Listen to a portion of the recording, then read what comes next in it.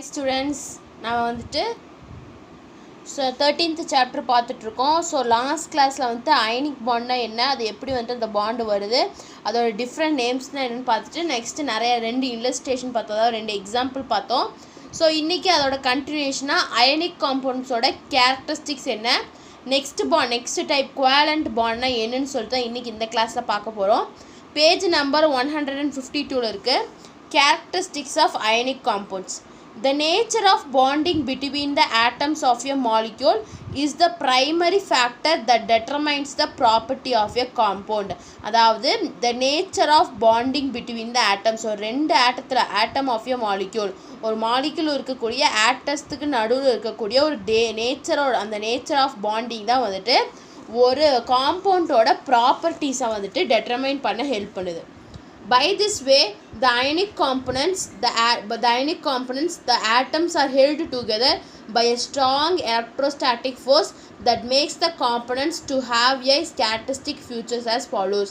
So அதே வழியில் தான் வந்துட்டு அயனிக் காம்பவுண்ட்ஸ், அந்த ஆட்டம்ஸ் எப்படி வந்துட்டு அயனிக் காம்பவுண்ட்ஸில் ஆட்டம் வந்துட்டு ஒன்றுக்கு ஒன்று ஹெல்டாக இருக்குது ஒரு ஸ்ட்ராங் எலக்ட்ரோஸ்டாட்டிக் ஃபோர்ஸ் மூலிமா அப்படிங்கிறத வச்சு தான் வந்துட்டு அதோட கேரக்டரிஸ்டிக்ஸை நம்ம டெட்டர்மைன் பண்ண முடியுது. ஸோ அதான் வந்துட்டு அதோட கேரக்டரிஸ்டிக்ஸ் தான் வந்துட்டு கொடுத்துருக்காங்க. ஸோ ஃபஸ்ட்டு கேரக்டரிஸ்டிக்ஸ் வந்துட்டு physical state. These components are formed because of strong electrostatic force. அதாவது வந்துட்டு அயனிக் காம்பனன்ட்ஸ் எப்படி ஃபார்ம் ஆகுது, ஸ்ட்ராங் எலக்ட்ரோஸ்டாட்டிக் ஃபோர்ஸ்னால ஃபார்ம் ஆகுது. Between cation and anion which are arranged in a well defined geometrical pattern. So கேட்டயானுக்கும் ஆனியானுக்கும் நடுவில் strong electrostatic ஃபோர்ஸ்னால தான் இந்த காம்பவுண்ட் வந்துட்டு ஃபார்ம் ஆகுது. ஸோ அந்த கேட்டையானும் ஆனியானும் வந்துட்டு எந்த அரேஞ்ச் ஆகிருக்கு, ஒரு வெல் டிஃபைன்ட் ஜாமெட்ரிக்கல் பேட்டர்னில் வந்துட்டு அரேஞ்ச் ஆகிருக்கு.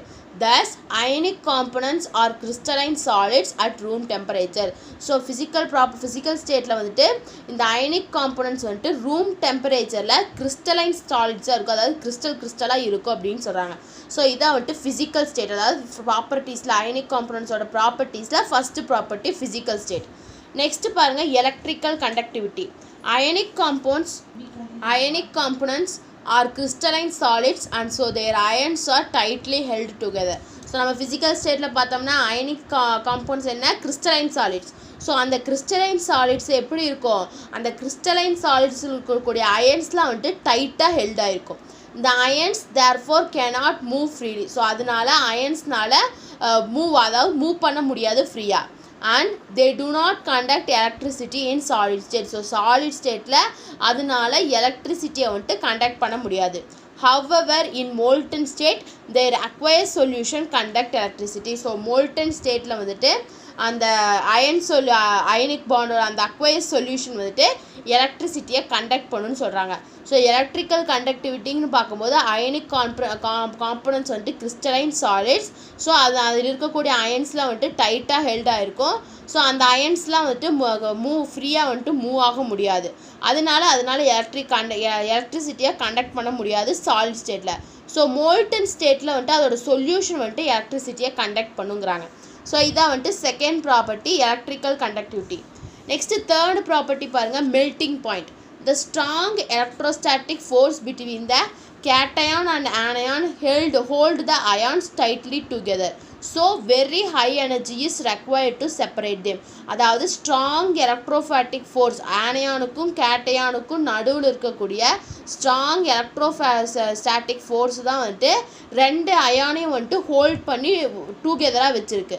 ஸோ அதை பண்ணுறக்கு அந்த ப்ராசஸை பண்ணுறக்கு வந்துட்டு என்ன வேணும், ஹை எனர்ஜி வந்துட்டு தேவைப்படும் அதை ரெண்டுத்தையும் அந்த ப்ராசஸை பண்ணுறக்கு.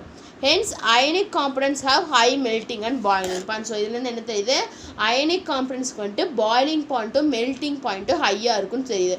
இதான் வந்துட்டு next property melting point. Next property பாருங்கள் சால்யூபிலிட்டி.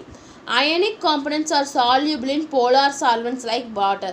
ஸோ அயனிக் காம்பனன்ட்ஸ் எதில் சால்வ் ஆகும், போலார் சால்வெண்ட்ஸில் மட்டும்தான் டிசால்வ் ஆகும்.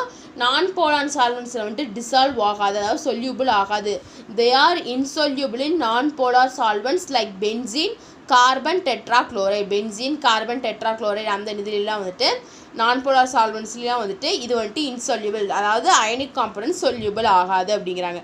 இதான் வந்துட்டு நெக்ஸ்ட் ப்ராப்பர்ட்டி. நெக்ஸ்ட் அதோட density, hardness and brittleness. Ionic components have high density and they are quite hard because of the strong electrostatic force between the ions. So ionic components வந்துட்டு high டென்சிட்டியாக இருக்கும். எதனால் கொஞ்சம் ஹார்டாக இருக்குது, எதனாலனா அங்கே இருக்கக்கூடிய ஸ்ட்ராங் எலக்ட்ரோஸ்டாட்டிக் ஃபோர்ஸ்னால. ஸோ ஸ்ட்ராங் எலக்ட்ரோஸ்டாட்டிக் ஃபோர்ஸ்னால அந்த அயனிக் காம்பனன்ட்ஸ் வந்துட்டு ஹை டென்சிட்டியோடு இருக்கும், ஹார்டாக இருக்கும். But they are highly brittle, ஆனால் வந்துட்டு அதை பிரிட்டில் நம்மளால் உடைக்க முடியும் அப்படிங்கிறாங்க. இதான் வந்துட்டு next property, density, hardness and brittleness. So last property பாருங்கள், reactions. Ionic components undergo ionic reactions which are practically rapid and instantaneous. So ionic componentsனால ionic reactions வந்துட்டு பண்ண முடியும், which are practically rapid, ரொம்ப ஃபாஸ்ட்டாகவும் இருக்கும், இன்ஸ்டண்ட்டாகவும் இருக்கும் அப்படின்னு சொல்கிறாங்க. இதான் வந்துட்டு last property, reaction. So characteristics of ionic bond, ionic component பார்க்கும்போது ஃபஸ்ட்டு வந்துட்டு physical state, second one is electrical conductivity, third one is melting point, fourth one is solubility, fifth one is density, hardness and brittleness, and last final one is reaction. So இதான் வந்துட்டு ionic காம்பனண்ட்டோட characteristics. Next பாருங்கள், next bond பாருங்கள், covalent bond. So ionic bond ஃபுல்லாக முடிச்சிட்டோம். Next bond வந்துட்டு covalent bond.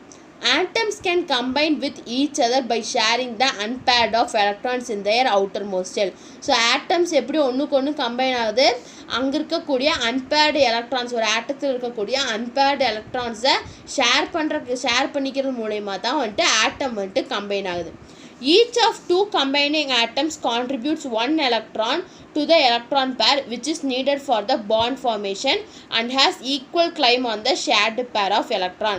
என்ன சொல்கிறாங்கன்னா, ரெண்டு electron, each of two combining atoms, அதாவது ரெண்டு கம்பைனிங் ஆட்டம்ஸும் வந்துட்டு கான்ட்ரிபியூட் பண்ணுது, ஒரு எலக்ட்ரானை வந்துட்டு கான்ட்ரிபியூட் பண்ணுது.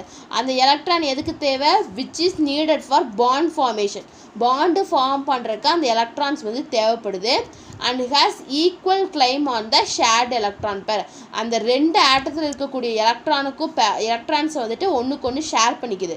எதுக்காக ஷேர் பண்ணிக்குது, பாண்ட் ஃபார்மேஷனுக்காக அதை ஷேர் பண்ணிக்குது. ஸோ அப்படி ஷேர் பண்ணும்போது ரெண்டுத்துக்கும் வந்துட்டு ஈக்குவலான ஒரு கிளைம் இருக்குது அந்த ஷேர் பண்ணிக்கிற எலக்ட்ரான் மேலே அப்படிங்கிறாங்க.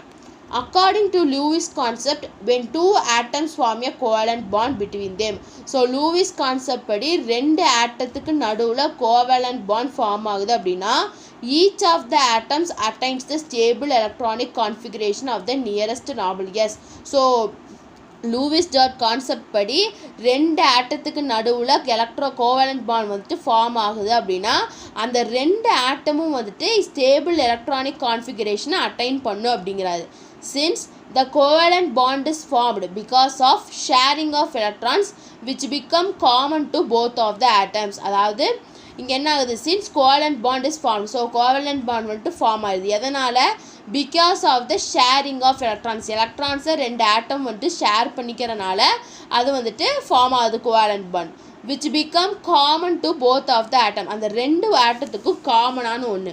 So it is also called atomic bond. So covalent bond is otherwise known as atomic bond அப்படின்னு சொல்கிறோம். ஸோ இதான் வந்துட்டு கோவேலண்ட் பாண்ட். நெக்ஸ்ட்டு கோவேலண்ட் பாண்டோட ஃபார்மேஷன் எப்படி இருக்குன்னு பாரு, ஒரு இல்லஸ்ட்ரேஷன், ஒரு எக்ஸாம்பிளில் பார்க்கலாம்.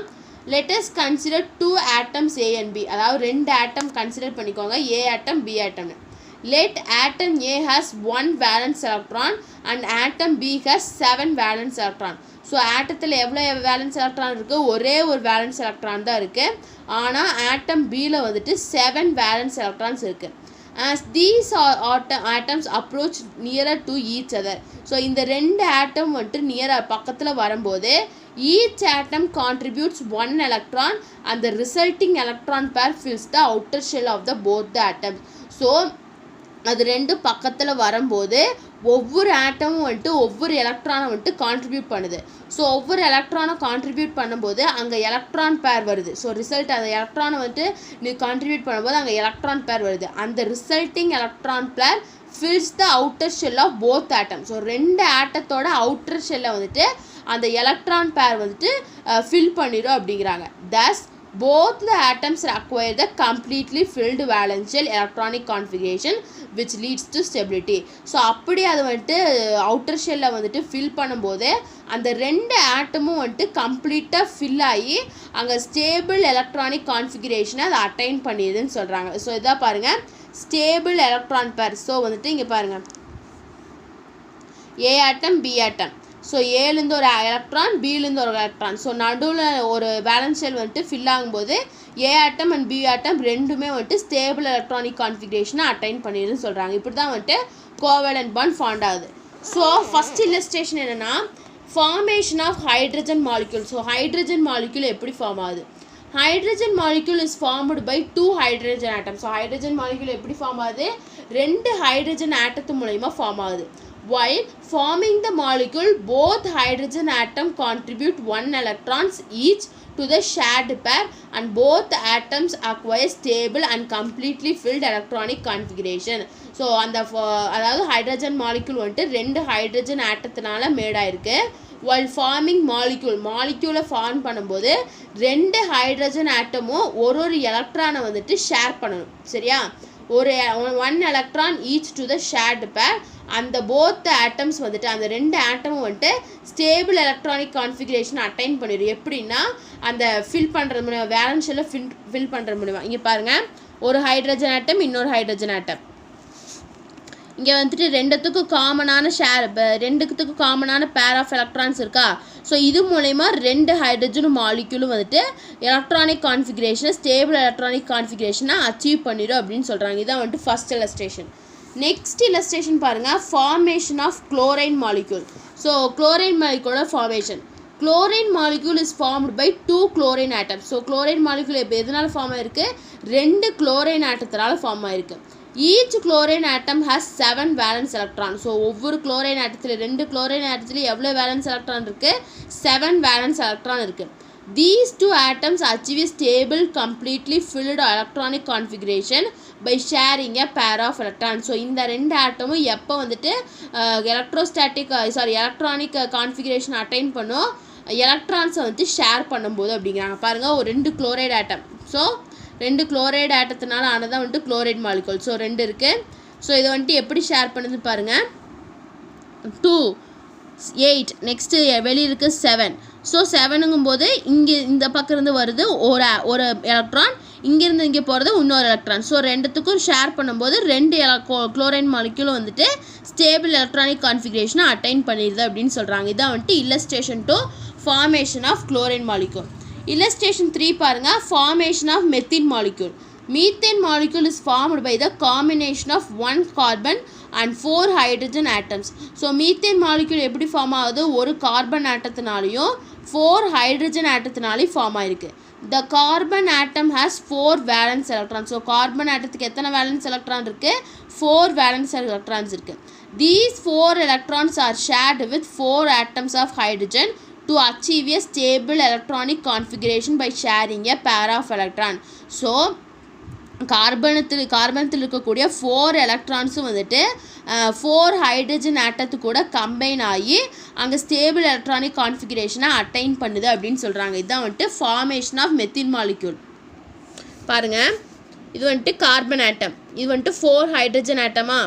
ஸோ அந்த 4 ஹைட்ரஜன் ஆட்டமும் ஒவ்வொரு சைடில் இங்கே ஒரு ஹைட்ரஜன், இங்கே ஒரு ஹைட்ரஜன், இங்கே ஒரு ஹைட்ரஜன், இங்கே ஒரு ஹைட்ரஜன் ஃபார்ம் ஆகும்போது 8 வந்துடுது. ஸ்டேபிள் எலக்ட்ரானிக் கான்ஃபிகரேஷனை வந்துட்டு அட்டைன் பண்ணிடுது. இதுதான் வந்து இல்லஸ்ட்ரேஷன் 3, அதாவது formation of methyl chloride.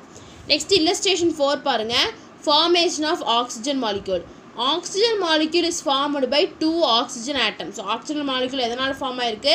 2 oxygen ஆட்டத்தினால ஃபார்ம் ஆயிருக்கு. Each oxygen atom has 6 valence electron. So ஒவ்வொரு ஆக்சிஜன் ஆட்டத்தில் எவ்வளோ வேலன்ஸ் எலக்ட்ரான் இருக்குது? 6 வேலன்ஸ் எலக்ட்ரான் இருக்குது. These 2 atoms achieve a stable electronic configuration by sharing 2 pair of electrons. Hence, a double bond is formed between the two atoms. அதாவது வந்து இது வந்துட்டு stable electronic configuration attain பண்ணணும்னா அதோட எலக்ட்ரான்ஸை வந்துட்டு ஷேர் பண்ணிக்கணும். அப்போ தான் சொல்கிறாங்க. பாருங்கள், இந்த ரெண்டும் வந்துட்டு oxygen molecule, oxygen atom.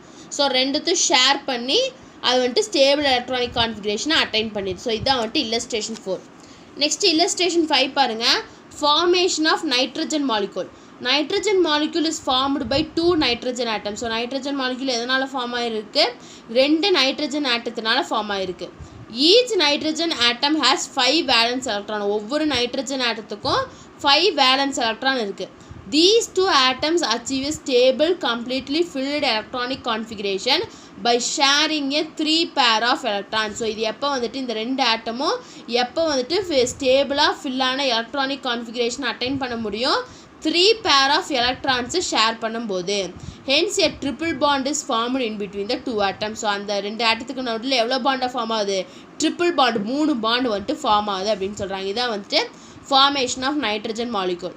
So இன்றைக்கி கிளாஸ் நம்ம இதோட முடிக்கலாம். ஸோ இன்றைக்கி கிளாஸில் வந்துட்டு அயனிக் காம்பவுண்டோட கேரக்டரிஸ்டிக்ஸ் பார்த்துருக்கோம். நெக்ஸ்ட்டு கோவேலன்ட் பாண்ட்னா என்ன, அதுக்கு கொடுத்துருக்கக்கூடிய 5 இல்லஸ்ட்ரேஷன் பார்த்துட்டோம்.